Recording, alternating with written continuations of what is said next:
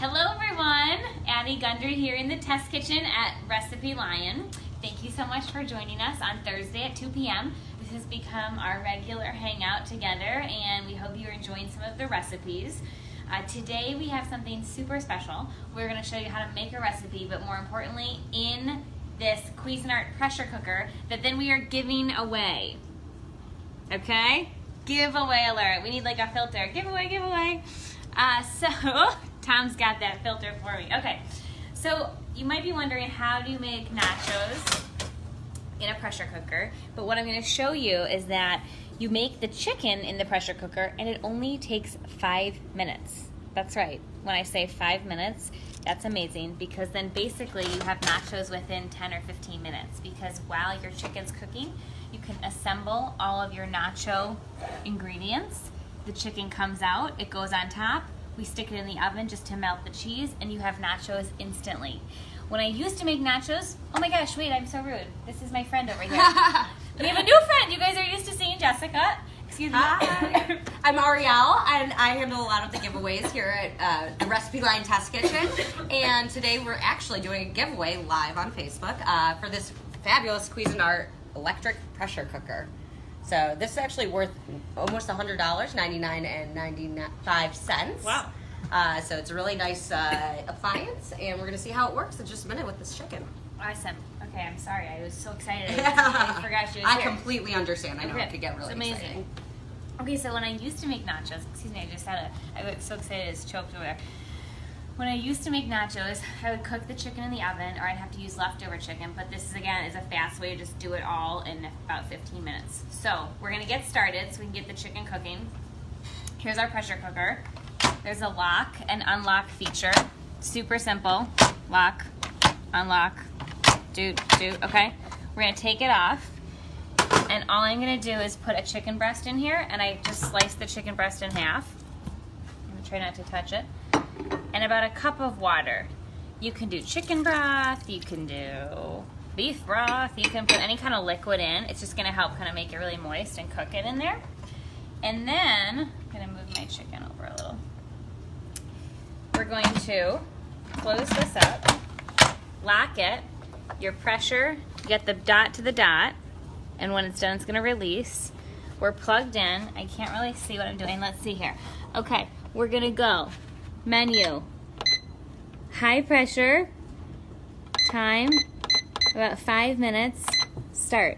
That's it, that's simple. Voila, okay? While it's cooking, Arielle's gonna walk you through some of the cool features. Absolutely. Well, first Take it off, away. I want to tell you how you can enter this great giveaway. So actually we'll be doing the giveaway entries until midnight this evening, so you have your chance to get your entry in during the video or a little after, so you do have your time, and you can enter 5 times. You want to go to the link that we're posting with this video and enter your information, especially your email, because that is how we're going to contact you with your winning information, which I will be doing tomorrow. So this is a really, really nice pressure cooker. It's got some great features. One of my favorite things is the fact that you can actually brown food prior to putting it on the pressure cooker setting. This really keeps the flavor locked in, and most pressure cookers don't have a feature like that. So you do the browning first, you don't have to have the lid on the pressure cooker, and then when you're ready to hit the pressure, you just lock the lid in and you turn the high or low pressure depending on what you're looking for. So that's one really great feature. It's a 6-quart size, so it's nice and large. You can make batch recipes, those are really big right now. Plan ahead for larger family meals. It also, the actual cooking pot is dishwasher safe. So when you're done cooking, there's no mess. You just take the dishwasher safe pot, you put it right in the dishwasher. If you don't have a dishwasher, you can rinse it in hot water. Everything comes off very easily. As you can see, Addie's testing out to see how this pressure cooker's heating up. It does take a little bit to get going, build up that pressure, because then, as you'll see, it'll take time to release the pressure as well when you're done. But with pressure cooking, you can cook super fast, which is why we love it, and you don't need to prepare ahead of time very much. So Awesome. Yeah.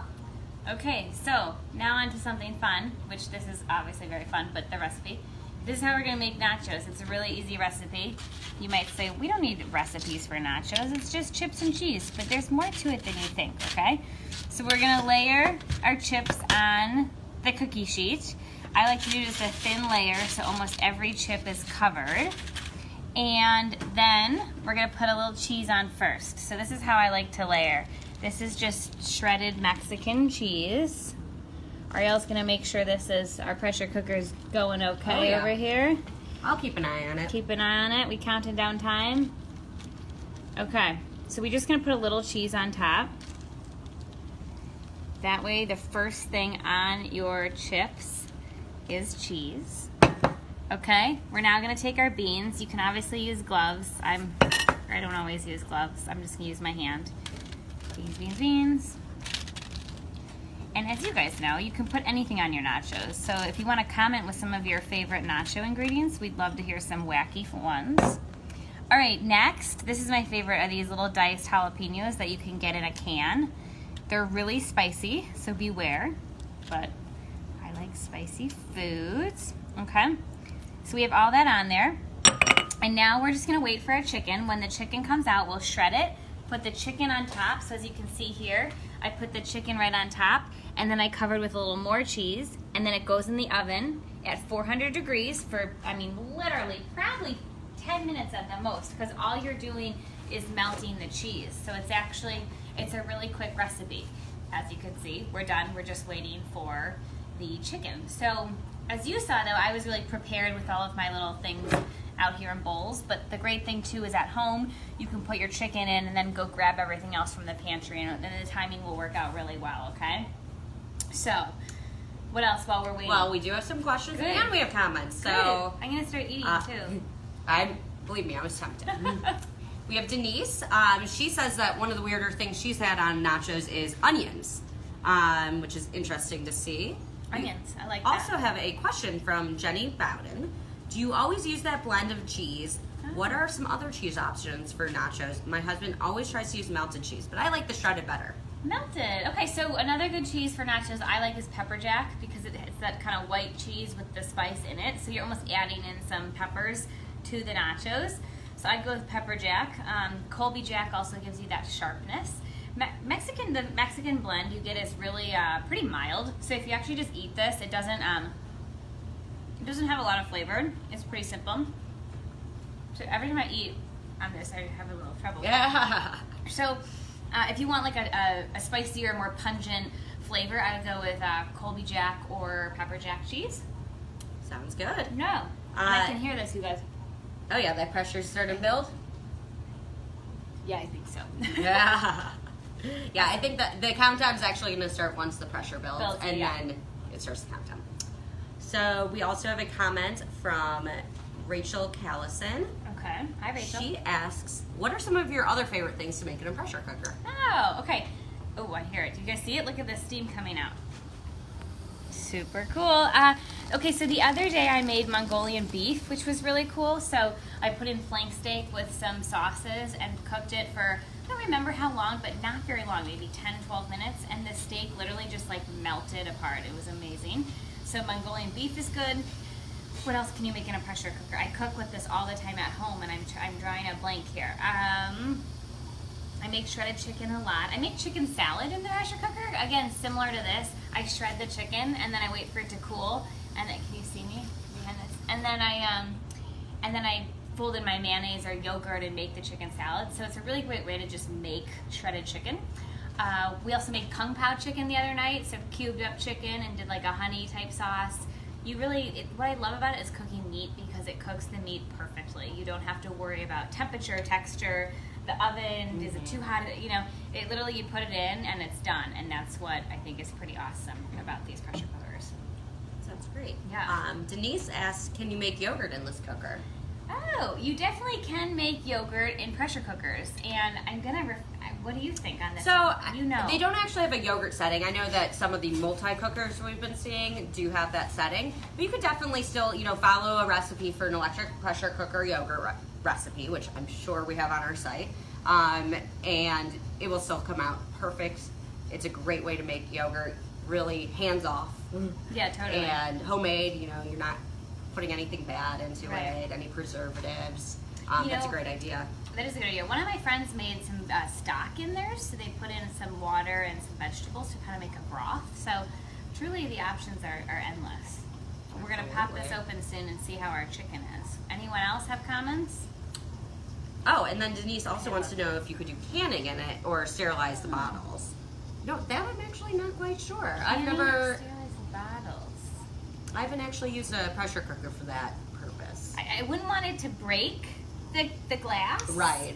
So I don't know how much pressure goes in there versus when you boil them. So that's a good question. However, that said, you could do it without the lid on top. So if you just use this as like a boiling water Right. facility. So as you can see, Tom's going to show you, I can't open this. So this is the safety feature. I cannot unlock it until it's ready. And the other great safety feature, so it's counting down, as you can tell, from 5 minutes, but the other great thing is that, say for example, you think, oh no, I really want to see what's happening, you can release the pressure on your own. So it will unlock if you need to, if there's some sort of reason you have to get in there, but otherwise it's going to count down and then we'll release the pressure, okay? Yeah, we'll see. We'll do a little flipping yeah. of the... I think we just made a little gif. That actually scared me a little. Okay, what else? Let's talk about pressure cookers and nachos. We've got a couple more questions and comments. Okay. Scott says, I think it would be fun to play Under Pressure on repeat while you're pressure cooking. I think so too. Yeah. That's a great tip. I just had a really good jalapeno on there. Little too spicy. Yeah.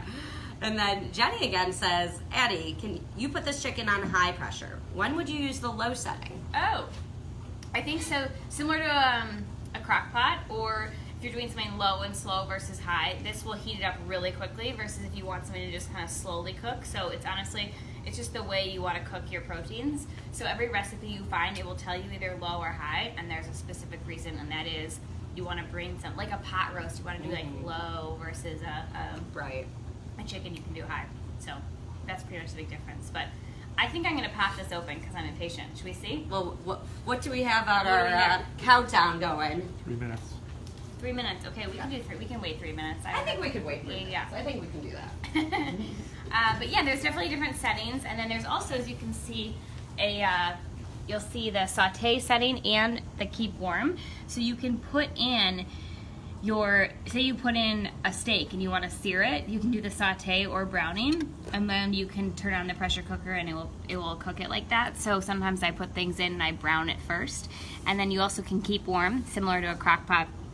So if you need to keep something in here and then serve your guests out of this exact thing, you can put this whole thing on your table, which absolutely. Ariel mentioned, this is a really, really beautiful model, so I feel like it looks nice on your kitchen counter. It's not too big.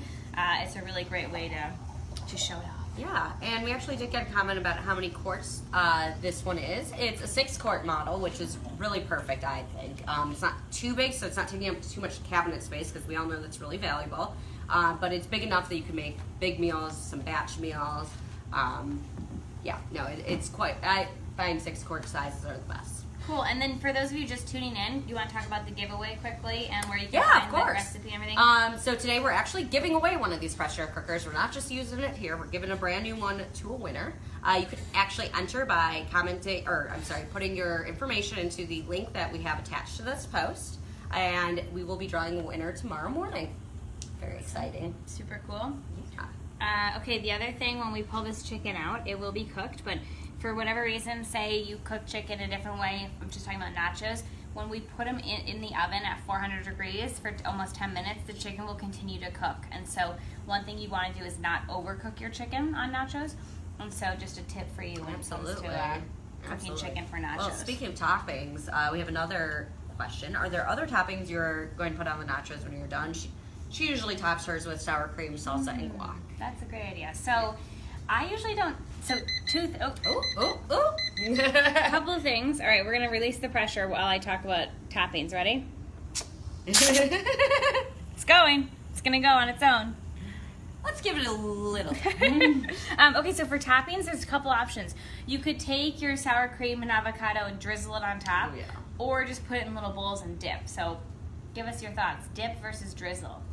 I like drizzle. Your drizzle? Yeah. I mean, then you don't have to do the work. Yeah. It's already done for you. That's true. We're waiting for this. I want to make sure we're safe, okay? No one wants to get hurt here. Right. See, as you can see, I just want to like open it because I'm not patient, but Ariel here is bringing me down a notch, okay? Cool. Anything else before we open this up and shred it? Are you sure? Let's do it. Yeah, well, like we said, right when we open it, we're just going to show you how perfectly cooked that chicken is. We'll top our nachos, and that will be the end of this wonderful, amazing recipe giveaway. So if you guys have any last-minute comments, ask now. If you're confused about the giveaway, we're happy to help you with it.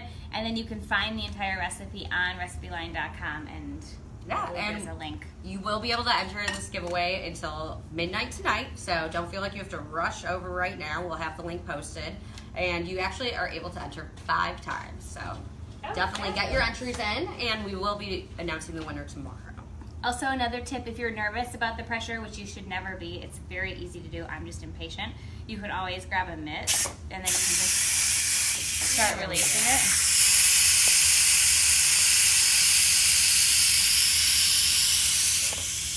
All right, you see how it's slowly coming out?